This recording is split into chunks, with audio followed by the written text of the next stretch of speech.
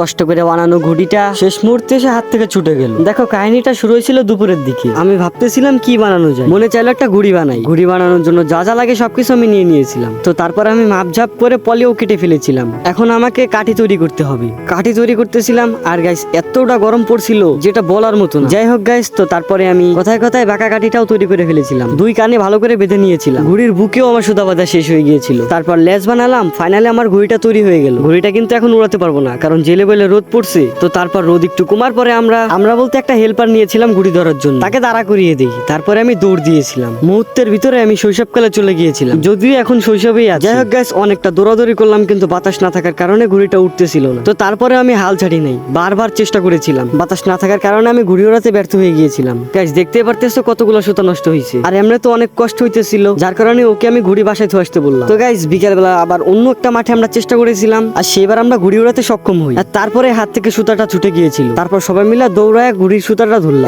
ঘুড়িটা এত উপরে উঠেছিলাম যা দেখা যাইতেছিল না। তো তারপরে মজা করার জন্য আমি হাত থেকে ইচ্ছা করে ছেড়ে দিয়েছিলাম, যার কারণে আমার তো নিজের খুশি লাগছে আর প্রত্যেকটা পোলাপানেরও খুশি লাগছে। গাইস ভিডিওটা যদি আমি ভালো রেসপন্স পাই তাহলে পার্ট 2 নিয়ে আসবো।